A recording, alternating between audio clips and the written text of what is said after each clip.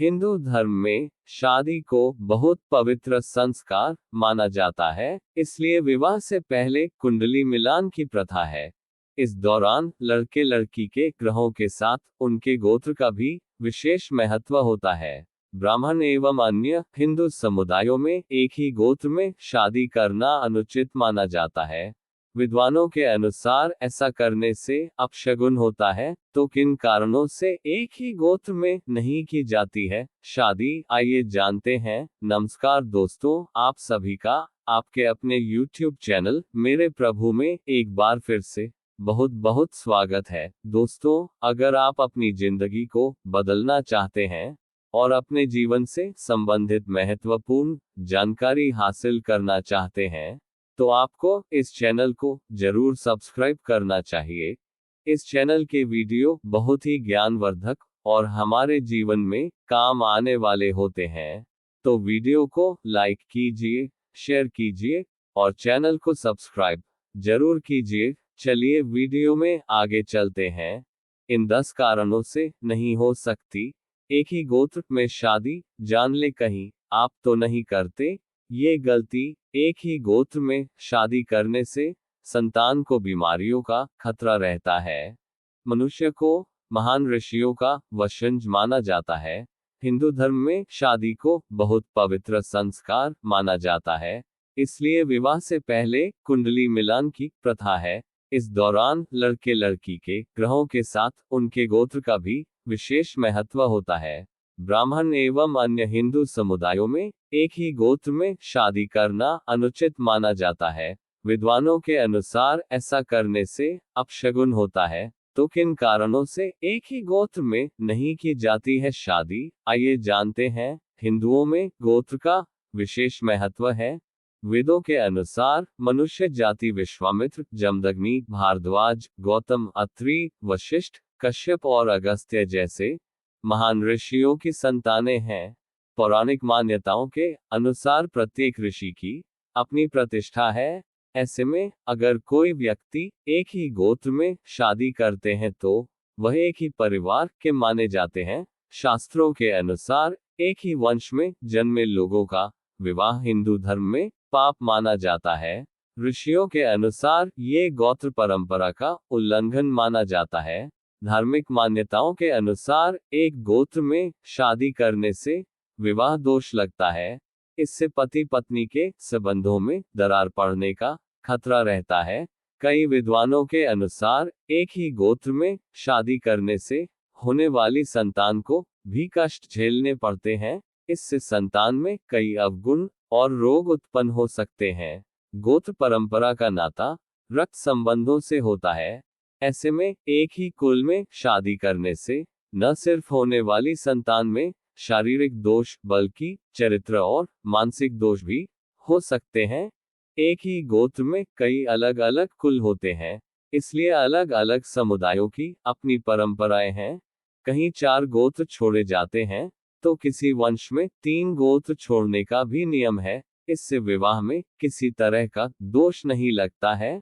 परंपराओं के अनुसार पहला गोत्र स्वयं का होता है, दूसरा माँ का और तीसरा दादी का गोत्र होता है। कई लोग नानी के गोत्र का भी पालन करते हैं। वैदिक संस्कृति के अनुसार एक ही गोत्र में विवाह करना वर्जित है, क्योंकि एक ही गोत्र के होने के कारण स्त्री पुरुष भाई और बहन हो जाते हैं। जानकारों के मुताबिक एक ही गोत्र में शादी करने से होने वाले बच्चों की विचारधारा में भी नयापन नहीं होता है। इसमें पूर्वजों की झलक देखने को मिलती है। हिंदू धर्म में शादियों के लिए कई प्रथाएं प्रचलित हैं। शादी की कई रस्मों से लेकर रीति रिवाजों तक न जाने कितनी बातें हैं जो इन शादियों को खास बनाती हैं। यूं कहा जाए कि अपनी प्रथाओं की वजह से ही हिंदू शादियों का महत्व और ज्यादा बढ़ जाता है, और इन रिवाजों का पालन करने से रिश्ता मजबूत बना रहता है। हिंदुओं में एक ही गोत्र में शादी करने की क्यों होती है मनाही, जाने कारण आखिर क्यों हिंदू धर्म में एक ही गोत्र में शादी न करने की सलाह दी जाती है।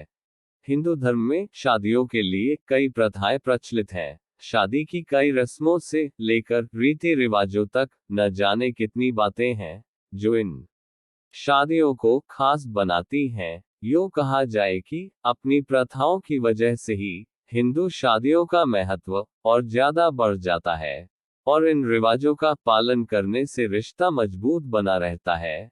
ऐसे ही शादियों से पहले की भी कुछ प्रथाएं हैं, जैसे शादी से पहले कुंडली का मिलान करना। कुंडली में सभी तरह की बातों को ध्यान में रखकर शादी को आगे बढ़ाना, और इन्हीं रिवाजों में से एक है कुंडली के साथ गोत्र का मिलान करना। जिस तरह कुंडली मिलान को एक सफल शादी की बुनियाद माना जाता है, उसी तरह ये भी मान्यता है कि एक ही गोत्र में शादी नहीं करनी चाहिए। आप में से कई लोगों ने बड़ों से ये बात कहते हुए कई बार सुनी होगी, और शायद इसका कारण ठीक से पता न चल पाया हो। इस बात का पता लगाने के लिए हमने नारद संचार के ज्योतिष का मत जानते हैं। आइए जाने इसके कारणों के बारे में। गोत्र क्या होता है? ज्योतिष में ऐसा माना जाता है कि गोत्र सप्तऋषि के वंशज का रूप है, जिसका अर्थ है सात ऋषि।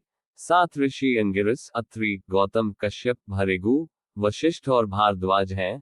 प्राचीन मान्यताओं के अनुसार वैदिक काल से ही गोत्रों का वर्गीकरण अस्तित्व में आया था। वास्तव में समगोत्री विवाह और गोत्र का चलन रक्त संबंधियों के बीच विवाह से बचने के लिए स्थापित किया गया था, और इस प्रकार यह निर्धारित करने के लिए बाद में सख्त नियम बनाए गए कि कौन किस वंश से विवाह कर सकता है। उसी के साथ इस बात की मनाही भी हुई कि किसी एक ही गोत्र के लड़के को उसी गोत्र की लड़की से शादी नहीं करनी चाहिए।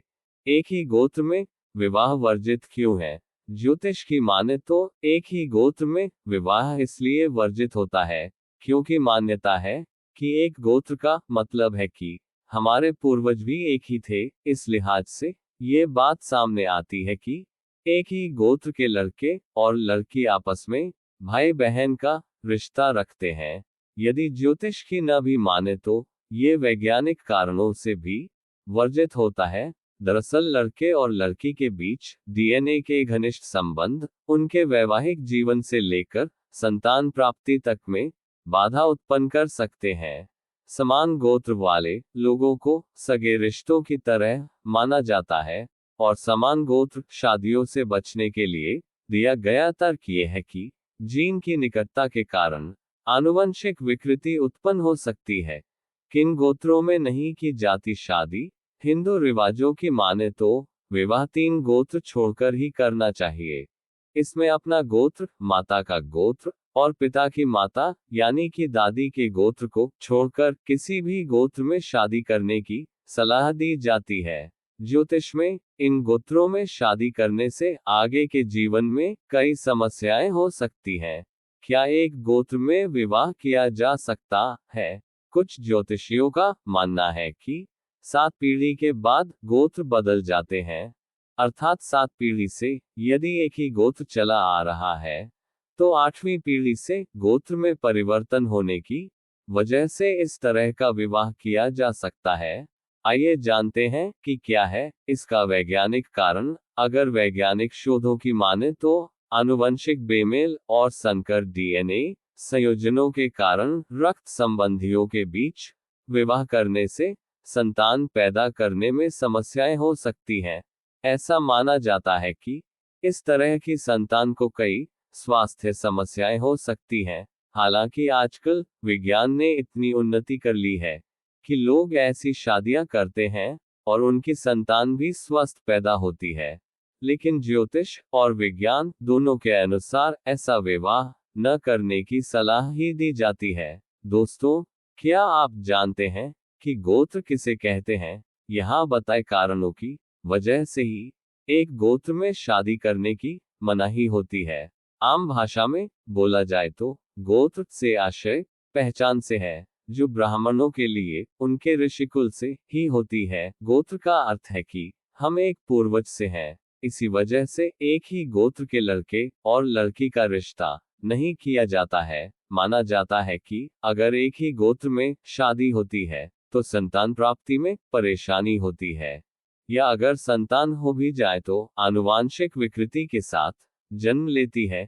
ये विकृति शारीरिक या मानसिक हो सकती है। ज्यादातर हिंदू शादियों में 5 या फिर कम से कम 3 गोत्र छोड़कर ही विवाह करवाया जाता है। इन 3 गोत्र में सबसे पहला गोत्र स्वन्य का है, जिसमें माता पिता का गोत्र शामिल है, दूसरा गोत्र यानी माता पक्ष के परिवार का गोत्र, और तीसरा गोत्र दादी का गोत्र। जब ये गोत्र अलग हो तभी शादी होती है, लेकिन अगर किसी ब्राह्मण को अपना गोत्र ही पता नहीं हो तब उसे कश्यप गोत्र का माना जाता है, क्योंकि ऋषि कश्यप के अधिक विवाह हुए थे और उनके बहुत से पुत्र थे। या फिर आप किसी ब्राह्मण से धार्मिक अनुष्ठान करवाकर उसी ब्राह्मण को दान देकर उसका गोत्र उनकी अनुमति के बाद अपना मान सकते हैं। तो दोस्तों, इन्हीं कारणों की वजह से हिंदुओं में अपने ही गोत्र में विवाह नहीं किया जाता है। अगर आपको अच्छी जानकारी पसंद आती है तो वीडियो को लाइक कीजिए, शेयर कीजिए और चैनल को सब्सक्राइब जरूर कीजिए। जय श्री राम।